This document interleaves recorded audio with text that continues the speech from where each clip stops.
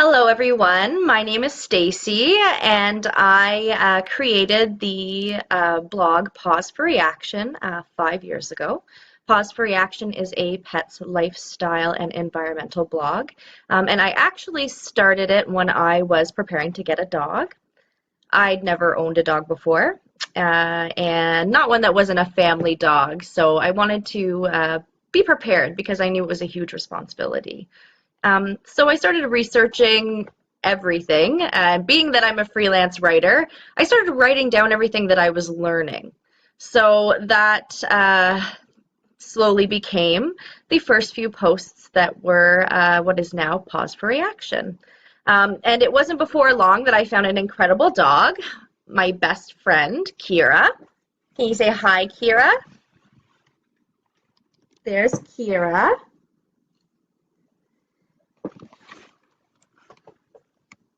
So my research led me to finding the perfect dog for our family. Kira is my best friend and I love her. And now 5 years later, Pause for Reaction is about so much more than just pets. It's about taking care of all of God's creatures, and it's also about taking care of the planet. So I began working in the veterinary industry, and that's when I learned a lot more about pets than I could have ever imagined. And this year, I trained to become a climate reality project leader. So I trained in Denver, Colorado. It's an amazing experience. I'm now part of an international organization that raises awareness about climate change, supports environmental initiatives, and solutions to the carbon crisis. We were all trained by former Vice President Al Gore, climate scientists, environmentalists, and policymakers over the course of 3 days, and it was an amazing experience. We studied a large amount of data supporting the cause and effects of a rapidly warming climate and what we can do to slow down the process.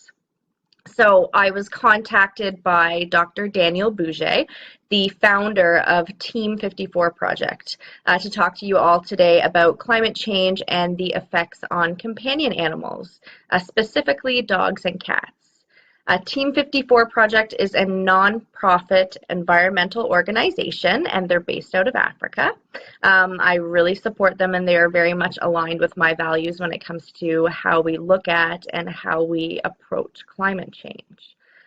So I actually had the pleasure of meeting the wonderful Daniel in Denver during the training because Daniel is also a climate reality project leader. He and Team 54 Project are very inspiring, and they are doing incredible things for the environment, and they are really supporting people who are impacted right now by climate change. So I very much commend them for all their work. So before I get started, I just want to be clear that any opinions that I express during my live post, they are that of my own and of Pause for Reaction. So they are not affiliated with any businesses or publications that I may be currently working for. So now that that's out of the way, let's talk about your pets.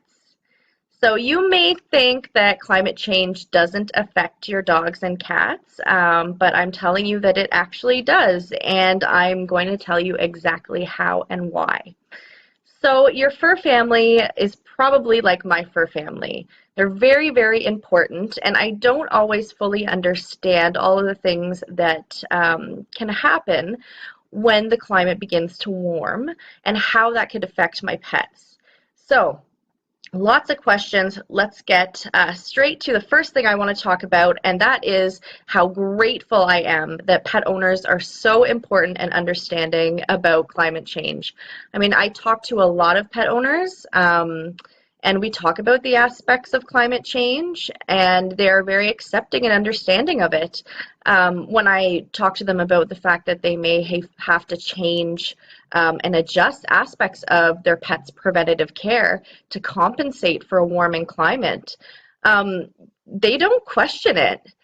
They accept it. In fact, they already know. I'm telling them old news.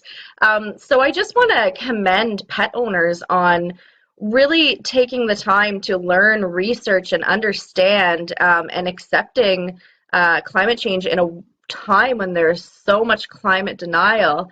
Pet owners, they know that the evidence is there, and how it relates to our pets, all of that is already very apparent. So I am based out of Ontario, Canada, so I know a lot about what's going on here, but I'd like to pose this question to anyone.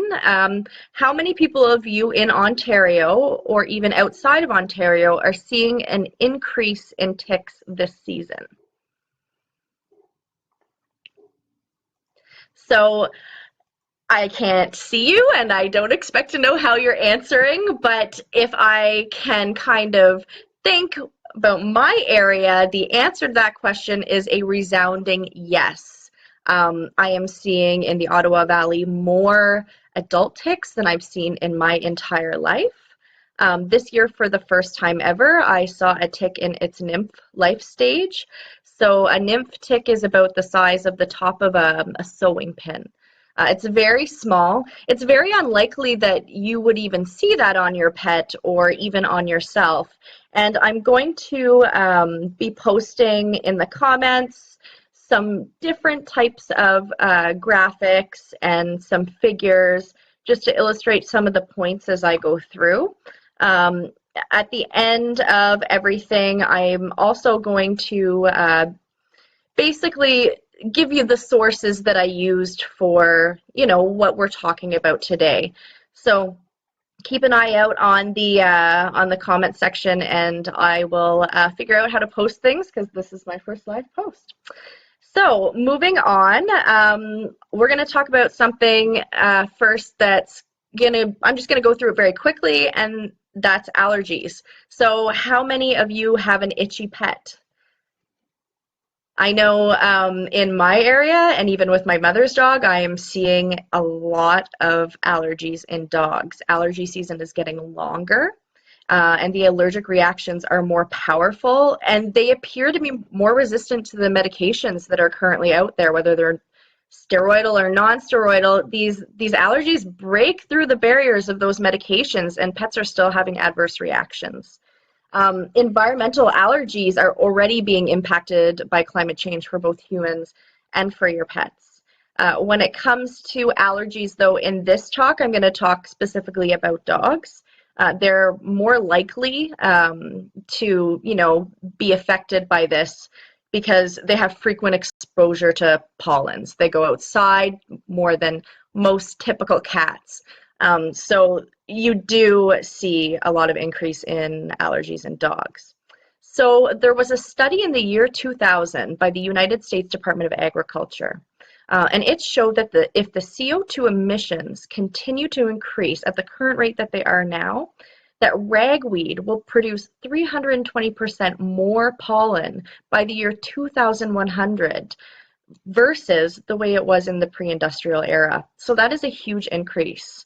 By year 2040, pollen levels are projected to increase, which will cause some dogs' allergies to become more severe. And I do believe that a lot of us are seeing that right now. How many of you have a dog you've had your whole life, and it wasn't until the past 2 or 3 years ago that dog started reacting, chewing the paws, licking at the paws, ear infections, and showing signs of environmental allergies? It's becoming a lot more common. In the year 2000, there were around 8,000 grains of pollen per cubic meter of the air. But studies show that in 2040, there could be almost 22,000 grains of pollen per cubic meter of air, and that's approximately 3 times more. So that is a significant increase. Unchecked global warming will worsen respiratory allergies for approximately 25 million Americans, one study shows. So dogs suffering from allergies, they have chronic itchiness and irritation. I'm going to post a graphic that shows you the typical places that a dog's body reacts to environmental allergies. It can be difficult to manage a dog's environmental allergies. It can be costly and very frustrating, but they're typically not life-threatening. Sadly, climate change affects pets in other ways, and a warming climate increases the potential for disease transmission, and that can be fatal. So we're going to talk a little bit about that today. I'm just going to take a second here and see if I'm able to post a photo in the comments.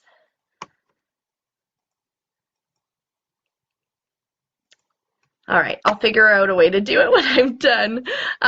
Okay, so let's talk about some things that are not allergy related and some things that might put your pets at a higher risk.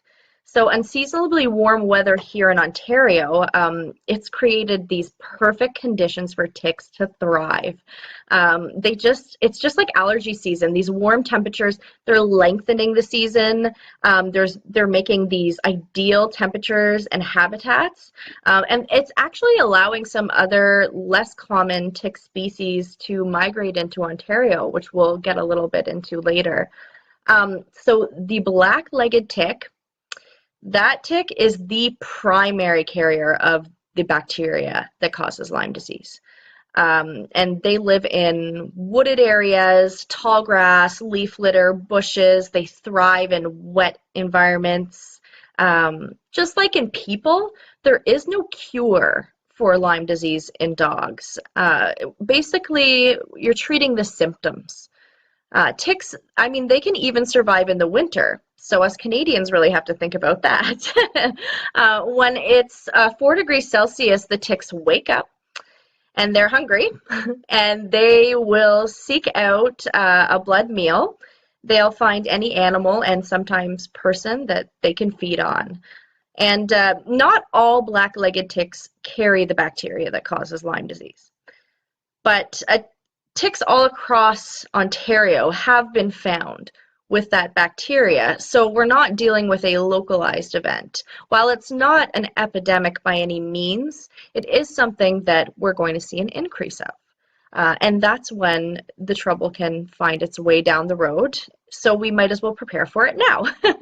So just speaking about ticks and disease transmission, a tick has to be attached to you for 36 to 48 hours or more before the Lyme disease bacterium can be transmitted. If you find a tick on you, it's really important to remove it quickly and safely, and that's the same with on your dog. If the tick populations increase, so does the risk. And not just for Kira, but for me as well, and you guys and our family and our family's pets and the pets all around us. So ticks can also carry other infectious diseases. They carry the bacteria that causes anaplasmosis. That disease can be transmitted to dogs and humans. Rocky Mountain spotted fever is also transmitted by ticks, and that can be fatal as well. Ticks can also transmit ehrlichiosis, babiosis, and rabbit fever, and that can infect cats as well, those three. So although feline tick-borne diseases are rarely diagnosed and we might not see them as often, the potential is still there for those cats that are spending time outside. The incidence of Lyme disease in the United States has approximately doubled since 1991, and that figure is from 2014, so it could be more, and I am going to be sharing a graphic to illustrate that as well. So climate change has played a huge part in this increase, and in the future, as the average temperatures continue to warm, we're likely to see less common ticks that wouldn't typically be native to us. They're going to start migrating to other parts of Ontario because it's going to become warmer. And one of those ticks is the Lone Star tick. It's not commonly seen here now, but that tick brings its own set of issues and worries and problems. Now, an even bigger risk to your pet, and one that is a sadly fatal disease, and it's already very prominent in warm places like Florida, is heartworm. Now, heartworm is transmitted by mosquitoes. The heartworm actually, they live in the heart and the pulmonary arteries of an infected dog or cat, and the treatment can be difficult and it can be expensive. Climate changes, plus an increase of movement in dogs across Europe, have caused an increase in the geographical range of heartworm infections there. So we're not just seeing this in North America. We're seeing an increase in heartworm in other parts of the world. Warmer climates allow mosquito populations to thrive. Just like with ticks, the more mosquitoes, the greater risks. And let me tell you, a warming climate is just what a mosquito has been waiting for. It loves a warm climate. They are able to live longer, fuller lives. They're breeding more.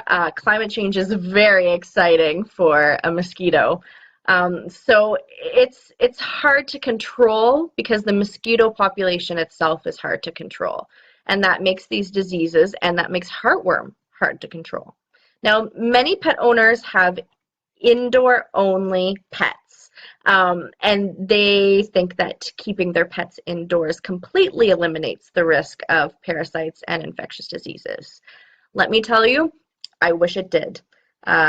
If keeping my dogs inside would completely eliminate the risk of them being subjected to these infectious diseases and parasites, and let me tell you, they would have a horrible quality of life because they love the outdoors, I would keep them inside. But it doesn't eliminate the risk, because although you may have an indoor-only animal, I have yet to meet an outdoor-only mosquito. They will follow you inside. How many times have you been camping or at a cottage or in the summer, and you've woken up in the morning and there are all these bumps all over you, mosquito bites, and you vaguely remember hearing a bzzz near your ear at night? So those little suckers can follow you inside, and they can bite while we sleep. So now we've done some risk assessment, okay? So what do we do next? What are the solutions? Allergies are manageable, but what about Lyme disease and heartworm? I mean, what are we going to do next? I like to think that we need to invest in our future. So we need to invest in the future of our fur family, and we need to invest in climate solutions. And I'm using the word invest because there is this value in these investments. And it may not be super obvious in the beginning, but that value is there. Investing in our pets means investing in preventative care. I can't stress enough the importance of testing for heartworm and other tick-borne illnesses. We will never be able to collect reliable data and know the true extent of the crisis that we're dealing with if we're not screening our pets for these diseases. Many veterinary clinics in Canada offer a 4-in-1 blood test that screens for heartworm, Lyme disease, and 2 other tick-borne illnesses. Now, keep in mind, a dog must be 7 months of age or older for adult heartworm to present in this blood test, but dogs under 7 months of age can still go on heartworm prevention. If your dog gets a tick, then you have to wait 6 weeks before you test for Lyme disease because it will not present in the blood until then. And, you know, removing ticks and being prepared to do that and either having tick twisters or tweezers or whatever works the best for you to remove it, but being prepared to do that maybe out on the hike or out on the walk, having it in your hiking pack, that's a really, really good thing to have so that you can remove those ticks before disease can be transmitted. Now, at this time, I don't believe there is any accurate heartworm screening for your cats, but they can be infected by heartworm. I'm not aware of a way to screen for them. Now, heartworm prevention is out there for cats as well as dogs. And I know it may seem expensive, but it is a valuable investment in your pet's future wellness. Many veterinarians in Ontario, they are recommending heartworm prevention to be used from June to November. So that is the time frame that we're seeing our mosquito populations thrive. So that's when we want that extra coverage of prevention. There's also several different tick preventatives available. Now, when your veterinarian's talking to you about these products, I know that it can be very overwhelming in that room to hear like, you need to use this product because this is the risk. And you might think to yourself, well, what do you mean I need to use that? And, well, why does it cost so much?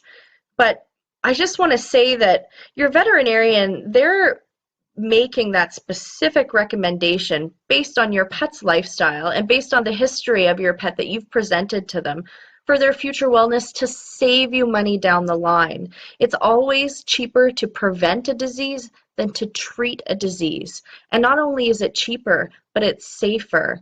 And when you want to know about what tick prevention works best for you, the best thing that you can do is call your veterinarian. Make that appointment. Don't post in the comments section of a blog or in the comments section of a Facebook post, for instance, because your veterinarian is going to tailor that prevention based on your lifestyle. They're going to do that risk assessment for you. And what the veterinarian recommends to you may not be the same thing that they recommend to every other patient. So it's really important that you get that very specific recommendation to ensure that your pet's wellness is going to be the primary concern that you have during parasite season. These veterinarians, they didn't get into this job because they don't care about your pets. Every doctor that I have spoken to, worked with, interviewed, they all just have this really deep passion and concern for your pets. And they're making these recommendations because they want to save you money down the line. They want to ensure your pet's healthy, and they want to prepare you for disgusting ticks that you may have to remove in the future. So this is not a sales tactic. Prevention, it's extremely important. Now, while we can test for disease and we can prevent disease, we also need to talk about slowing down climate change. And like I said, pet owners are very accepting of this, so I don't feel like it would be a difficult conversation to have with a pet owner that's deeply concerned about their pet's wellness. The extreme temperature events that we are seeing right now, they used to cover 0.1% of the earth, and now they cover 10%. That's a huge increase. Now, this has been primarily caused by an increase in greenhouse gases, and yes, we take part in that. We need to think about what we can do to invest in our climate solutions. What can we do, what can I do to reduce my carbon footprint? And the easiest way is to just consume less. And you might think, consume less what? Well, consume less everything. Consume less energy, shop less, grow your own food, don't use plastic bags. There's easy solutions, and then there's more complex solutions. But these solutions, they're accessible no matter what your lifestyle or what your expectations or what you believe. I want you to think about it. 10 years ago, on average, we all consumed less energy. Our energy consumption was lower than it is today. Now think back and try to remember 10 years ago, a long time. Do you remember your quality of life being significantly lower? Because I don't. And experts are predicting right now that there's going to be a 35% increase in a demand for electricity by 2030. So if we're not phasing out some of that electricity to renewable energy, then we are looking at an increase in our dogs' allergies and an increase in ticks, an increase in mosquitoes. And let me tell you, it does not sound like fun for me, but the mosquitoes will love it. So I've been trying to live a cleaner life, to consume less, to reuse and recycle more as much as possible. And I honestly don't feel like my quality of life has decreased. If anything, I feel as though it's increased. I feel more aware of where my food comes from, or more aware of, where my dollar's going. I feel like I'm making a difference. I feel healthier. And doing things like growing my own food, I take a lot of pride in that. And I feel that sense of accomplishment when I pull that potato out of the ground, or spend 15 minutes to dig up one skinny carrot that has like 3 legs hanging off of it because it's not perfectly farmed. And I feel like I created something. So that in itself just improves my quality of life, in my opinion. I think the biggest thing is that I'm making my voice heard, and I'm making sure that businesses and policymakers and industries, they know I am spending my hard-earned dollars in the greenest way possible, because we can do things like vote, and we can sign petitions, and we can protest, and we can lobby our policymakers, but how we act as consumers and where we spend our dollars speaks volumes. It's on a whole other level, and it gives us control. And it's already working.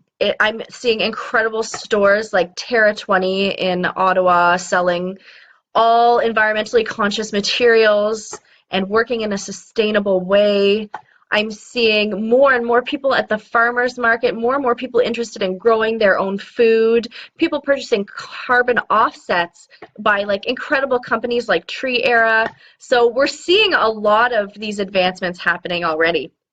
It makes me hopeful, but it's not happening as fast as climate change.